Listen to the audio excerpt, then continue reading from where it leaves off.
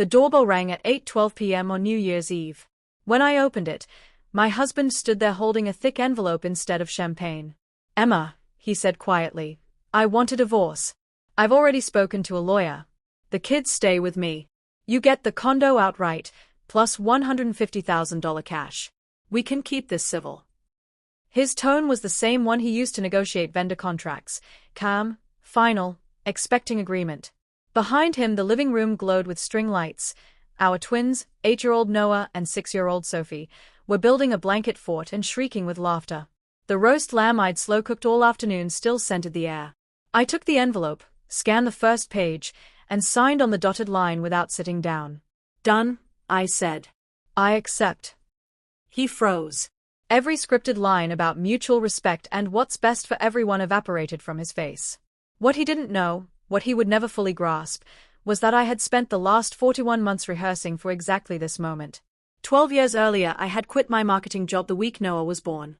For the next decade my world shrank to carpools, soccer practices, parent-teacher conferences, meal prep, and making sure Ryan's suits were pressed and his coffee was ready before dawn. He climbed the corporate ladder while I became expert at invisible labor. 3.5 years ago I found the hotel confirmation email buried in his spam folder. Then the Venmo payments labeled dinner reimbursement that went to someone named Lauren every other Friday. The late-night strategy calls that left his cologne smelling like jasmine instead of cedar. When I asked, he called me paranoid, said the stress of his promotion was making me see things. I apologized. Then I started moving. Community college night classes in digital advertising. A freelance portfolio rebuilt one small project at a time. A high-yield savings account funded by forgotten grocery coupons and birthday cash from my parents. Therapy sessions disguised as yoga for moms. Running shoes that logged hundreds of silent miles while he slept. None of it loud. None of it visible to a man who barely looked up from his phone. I also hired a private investigator for 6 weeks, long enough to gather hotel receipts, restaurant timestamps, and proof that $220,000 of company stock had quietly been placed in a revocable trust with Lauren listed as successor beneficiary. Marital funds. Concealed. I waited. The holidays unfolded like every other year.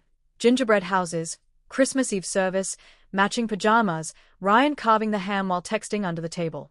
I smiled, refilled plates, sang carols.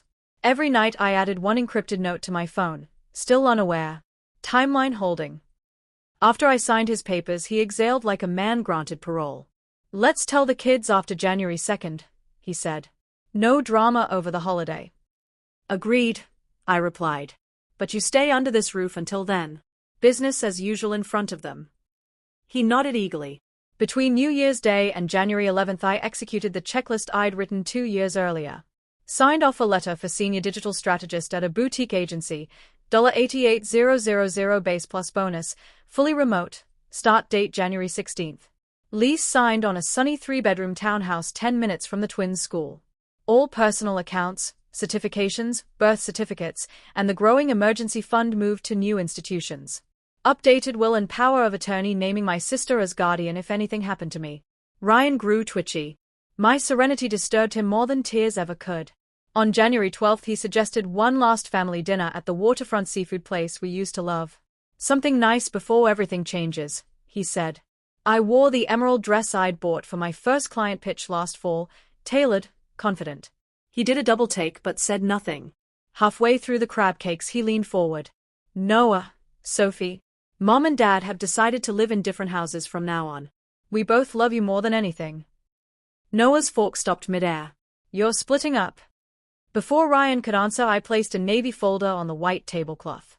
"Before we lock and custody your money," I said evenly, "you should review these. Page 1, 43 nights at the Harborview Suites with Lauren Wells.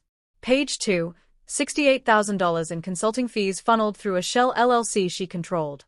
Page 3, the stock transfer documents showing $220,000 of marital equity quietly redirected 6 months earlier. Ryan's knuckles went white around his water glass. "Emma, you offered generous terms," I continued. "Here are mine. The condo is mine. Full restitution of the diverted stock value. Primary physical and legal custody to me. $3,200 monthly child support. $300,000 lump sum alimony and compensatory damages. Or we litigate and every board member, investor, and client learns exactly how creative your asset protection strategy has been. The twins stared, wide-eyed. I squeezed their hands under the table. Ryan's voice cracked. You've been collecting this the whole time. I've been protecting my children, I said. There's a difference. He looked at Noah and Sophie, then at me. The man who always had the next slide ready had nothing left. He signed. 2 weeks later the townhouse smelled of fresh paint and cardboard boxes. Ryan showed up to carry the heavy pieces, quiet and grey-faced. The twins hugged him goodbye, then ran inside to arrange their new bedrooms. That night, after story time, I stood on the tiny deck watching harbor lights. My phone lit up, Ryan. Was any of it real? I typed one line. I loved you enough to build a life. You loved me enough to hide one. Block. Delete thread.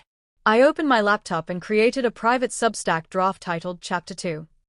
Then I kissed 2 sleeping foreheads, turned off the lamp, and, for the first time in forever, fell asleep smiling. Sometimes the strongest thing a woman can do is stop begging to be chosen and start choosing herself.